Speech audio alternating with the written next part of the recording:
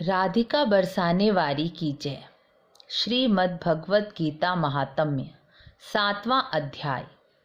7वें अध्याय का महात्म्य भगवान शंकर जी माँ पार्वती को सुनाते हैं, जिसे सुनकर कानों में अमृत घुल जाता है।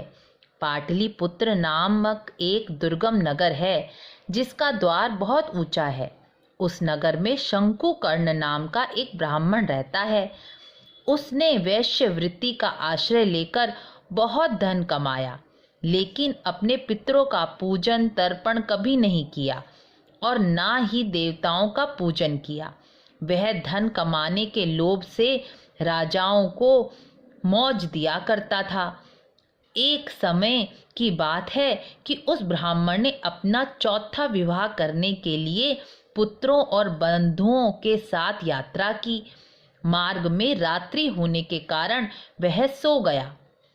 तभी एक सर्प ने कहीं से आकर उसकी बाह में काट लिया। सर्प बहुत जहरीला था, इस कारण कुछ क्षणों में ही उसके प्राण पखेरु उड़ गए। फिर कुछ समय के बाद वह सर्प योनि में उत्पन्न हुआ। धन के लोभ के कारण वह अपने पूर्व स्मृतियों को याद करके उसने सोचा, जो घर के बाहर मेरा धन गड़ा पड़ा है उसकी रक्षा मैं स्वयं करूंगा, और वहीं जाकर रहने लगा। एक दिन सांप की योनि से पीड़ित होकर पिता ने स्वप्न में अपने पुत्रों को अपना मनोभाव बताया। तब सवेरे उठकर उसके पुत्रों ने एक दूसरे से स्वप्न की बात बताई। उनमें से मझला पुत्र कुदाल हाथ में लिए घर से निकला और जहां उसके पिता सर्प की योनि में रह रहे थे वहां पहुंचा। यद्यपि वह नहीं जानता था कि धन कहाँ गड़ा है, लेकिन अनुमान से उसने उस स्थान का सही निश्चय कर लिया और लोभ बुद्धि से उस स्थान पर कुदाल चला दी, जिसे सर्प की बांबी टूट गई और सर्प विकराल रूप लेकर बाहर आ गया और बोला, तू कौन है? किस लिए आया है? क्यों बिल खोद रहा है?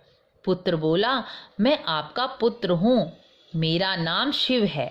मैं रात्रि में देखे हुए स्वप्न के कारण यहाँ स्वर्ण लेने आया हूँ।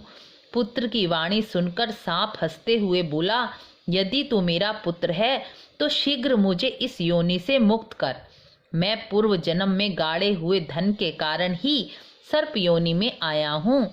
पुत्र ने पूछा, पिताजी, आपकी मुक्ति कैसे होगी?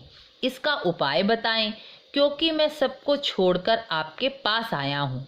पिता ने कहा, बेटा, गीता के 7वें अध्याय के अमृत को छोड़कर मुझे मुक्त करने में तीर्थ, दान, तप, यज्ञ भी समर्थ नहीं है। केवल गीता का 7वां अध्याय ही मनुष्य के जरा और मृत्यु के दुख को दूर करने वाला है। इसलिए हे पुत्र, मेरे श्राद्ध के समय 7वें अध्याय का पाठ करके ब्राह्मणों को भोजन कराओ। इससे निस्संदेह मेरी मुक्ति हो जाएगी। सर्प योनि में पड़े हुए पिता के वचन को सुनकर सभी पुत्रों ने उनकी आज्ञा अनुसार वैसा ही किया। तब शंकुकर्ण ब्राह्मण सर्प शरीर त्याग कर दिव्य रूप धारण कर अपना धन पुत्रों को देकर दिव्य धाम में चले गए।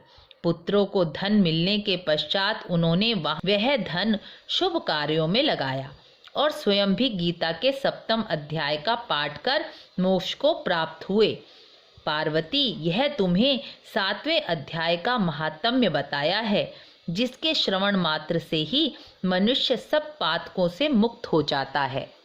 राधे राधे।